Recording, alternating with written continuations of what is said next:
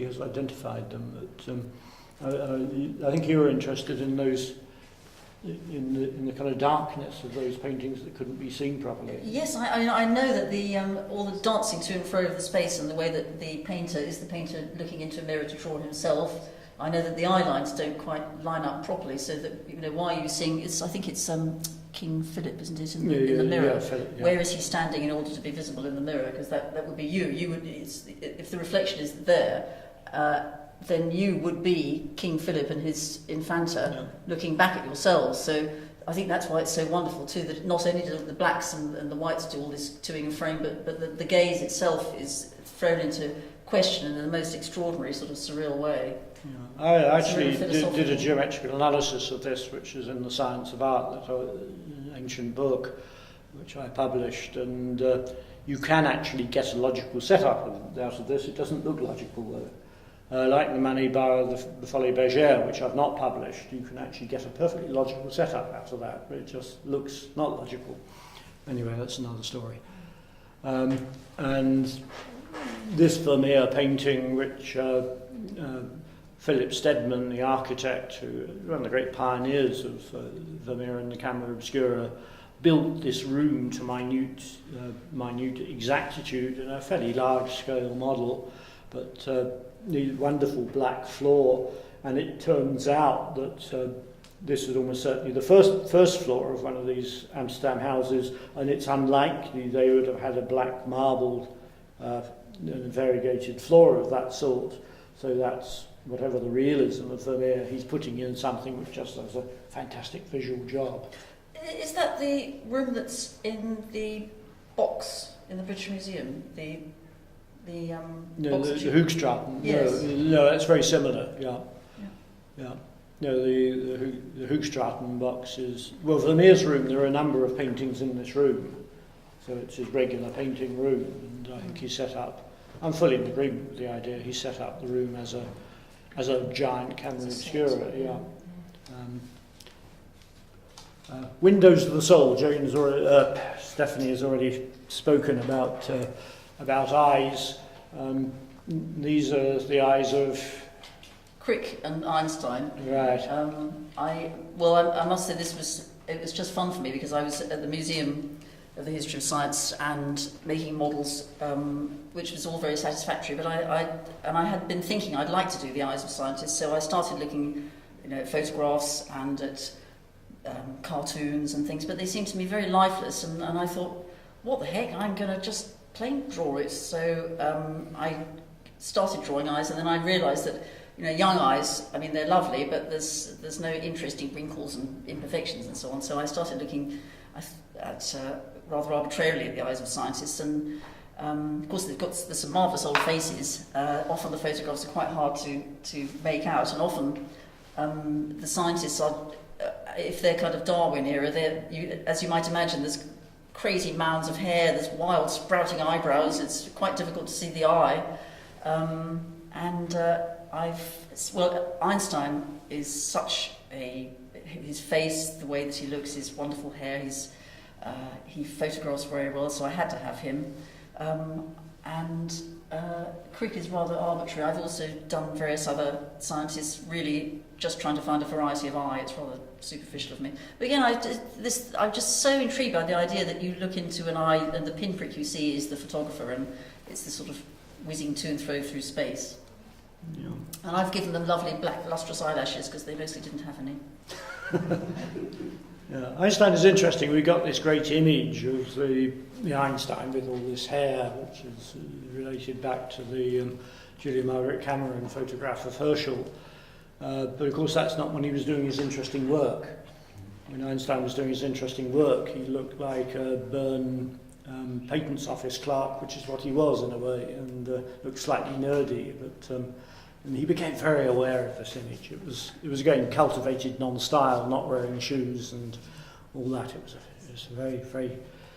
Initially, it was what he did, but it became a very conscious image. The eye is the window of the soul. Leonardo said this. It's attributed to the Bible, but in fact in Matthew it says the eyes are the lamps of the soul in the standard translations, even the modern one. But this notion of the black pupil, I think, is wonderful, that you get that sense that you're looking inside. I should say the baby on the right is my newly born grandson, so this is absolutely pure self-indulgence. On the left is Leonardo's vertical section of the brain, with the eye with a very short optic nerve tipping everything into the ventricles at the centre, and of course expressing the motions of the mind or the motions of the soul, the concetto di anima as he called it. So it's a two-way window to the soul. One of the casualties of the room reordering of this presentation is that I had a section on diagrams which have been I've always found very alluring from looking at them when I was reading art history, looking at plans for buildings, but also so many beautiful diagrams, such a wonderful idea that you can just draw a simple line and you can convey all kinds of direction and flow and motion and all sorts of things with wonderful simplicity. So this is a diagram I wouldn't have chosen, but it has got the same principle of an outline which suggests a form that everybody recognises. It's another kind of reading through drawing. And has anybody ever seen any of these? Wonderful things. Mainly 18th, early 19th century eye portraits. They were done of beloved people, or sometimes they're memorial images. Hanneke Grotenberg, who's a Dutch art historian in the department, has written about these. But magic objects, aren't they? Extraordinary. Yeah, very extraordinary, and somehow or other the window of the soul works very well here. The one on the right is obviously of the beloved, because the serpents are symbols of eternity and eternal love. And they seem to be chewing over something in the centre, which maybe is not intended. And eyes. Who are these? Einstein on the right, yeah. Che Guevara, yeah. It's amazing, isn't it? I think the Che is probably because we know the representation. It's not because we know his eye so well. But I'm interested in minimal representations. In a sense, Vermeer doesn't. Minimal representations very often. And but it is astonishing. This is the Holzmann portrait, the Jewish photographer who Einstein helped escape from the Nazis, and took one of the most moody and effective portraits of Einstein. But this is quite late on. I mean, this is wartime Einstein, not the 1905, 1907 Einstein of the great papers. But it comes back in a way to recognising that seat and the snout as a kind of dog, doesn't it? That we can take these things which are barely recognisable yet, somehow we turn them into coherent, meaningful things. Amazing. Seeing things in space, which will take quite a long time, so we should probably... Yes, again, it's the way that you see things, the black receding, the various colours dancing to and fro. This is George Brock, who was the painter's painter, he's called. I think people think he was a little bit more kind of subtle than Picasso. I haven't really got a huge amount to say about that. Just another instance of the effect of colour and black and white and line. Yeah, a number of the images you chose in the Baroque, there's a little sequence here, are ones of planes, of facets, of seeing as an act of not so much of assembling static things, but as a dynamic spatial act. And Caulfield again, which I put in because it obviously belongs here. It's interesting to see him next to Brock. Yeah. This is John Stezica, who has been very, very popular and very influential in his use of collage. I think he's pretty much a master of it, though. What I think is so fascinating about this is that, again, it plunges you into this strange not understanding of the space that you're seeing. I mean, you can understand perfectly well what's happening in a physical way. You can understand there's a gorge and there's two people. But I think it's the substance. You know that it's rock. It makes you wonder whether the people have actually got rocky hearts when they look at each other. and whether there's, you know, tears to come with this river flowing through, but is that bridge? But I think really it's not the emotions that the paint. Well, I suppose it is the emotions. I think it's extraordinary that he manages to make such a cool image, so full of doubt and suspicion and drama.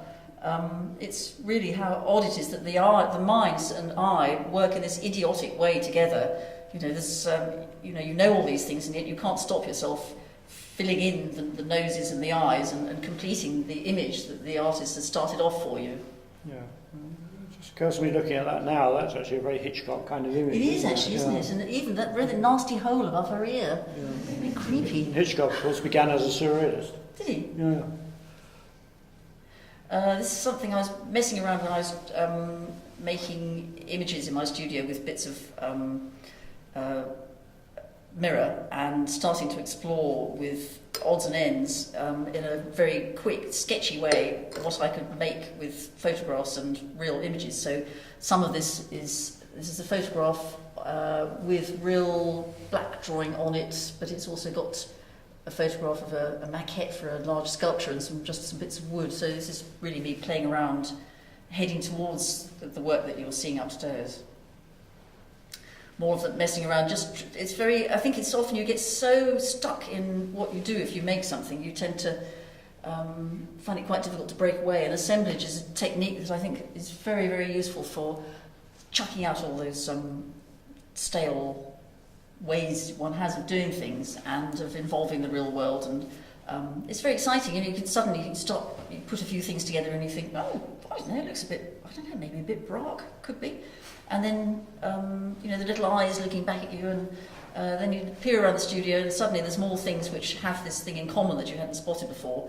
So I think it's great from that point of view that it's like the British bulldog that I showed you at the beginning of the talk. You know, you start to see things which have some sort of aesthetic in common that isn't immediately apparent, but I suppose that's the sort of filter of the artist's eye, selecting things and then finding where to go with them, really. Eduardo Perlozzi, who I knew a bit, said the wonderful moment is when something decides to become a work of art. And he assembled things, and he knew at that point that there was a kind of point where it had become a collection of objects, and it suddenly became something else. Yes, it's very exciting. It is. It's a funny. It's like. I suppose it's the symbol. You know, the fitting together of a symbol. Isn't that originally a Greek idea that you have one part of the broken coin and the person you're meant to be meeting has the other, and when you slot them together they fit. But I think that when making things, it often feels like that you feel there is you on the one hand and there is the thing that you're making on the other, and you do have this kind of collision. You think, oh yes, we have met, there is something, this has happened, and that feeling of rightness in making is something as an artist you have to track down all the time and become more sensitive to.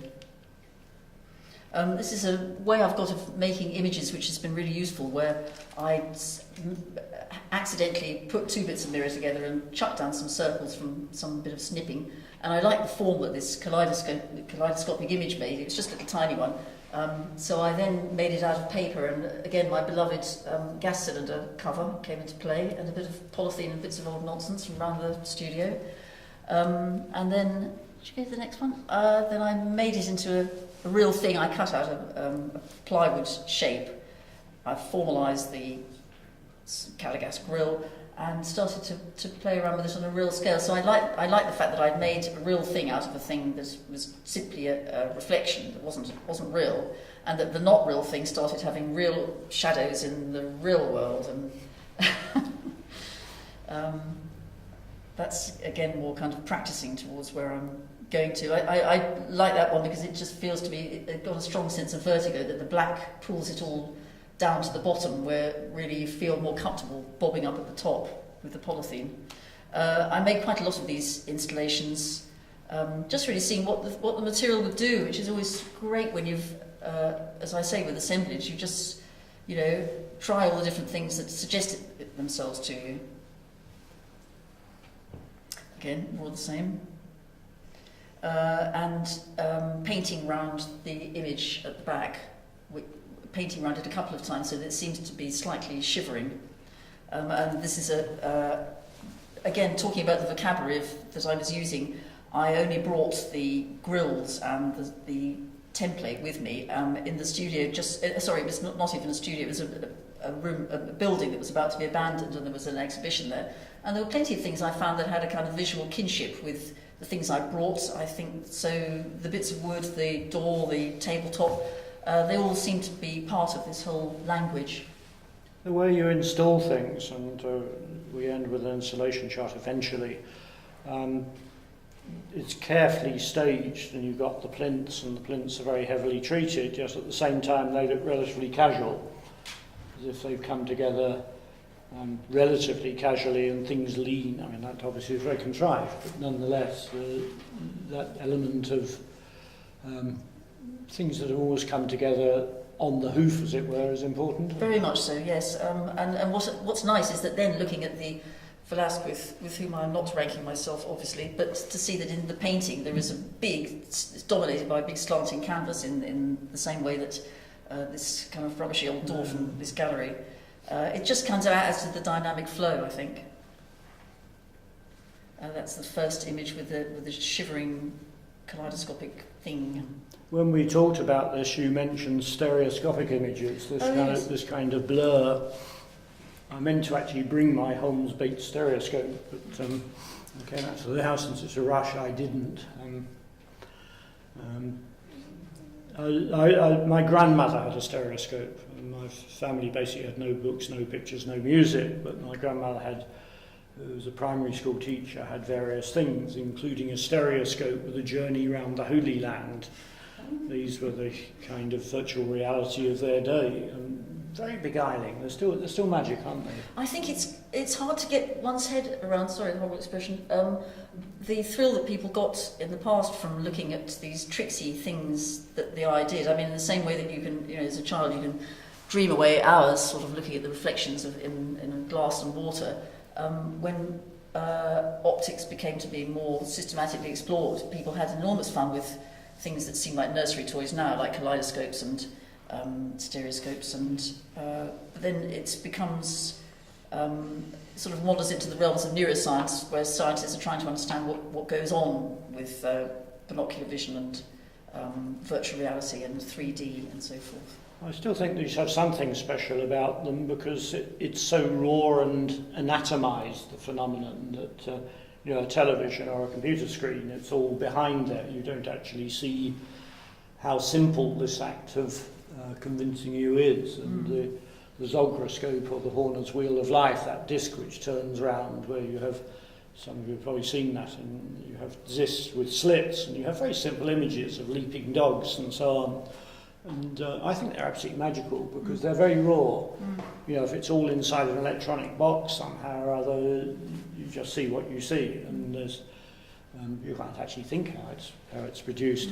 You mentioned the kaleidoscope. The person who invented the stereoscope with lenses was Sir David Brewster, who spent some years at St Andrews, where he was a spectacularly unpopular principal, even by modern standards. The biographer of Newton, a really interesting student of optics, published a great deal on polarized light to a very high international level, but also invented the kaleidoscope. And he saw these as educational toys. He was a founder of the Free Church of Scotland, which had a great sense, and he said these were intended for education at the domestic hearth, I think is the phrase he used. So this is popular science. And again, kaleidoscopes are very simple, but they still have a kind of magic, don't they? They do, but it's a bit, in a way, it's a bit annoying that they're so pretty, because you know that they're utterly meaningless. They don't know that unconsciously. They're unplanned, they're unmade, they're undrawn, and yet they're incredibly attractive. Shadows. This is much closer to what I'm doing now, and I set up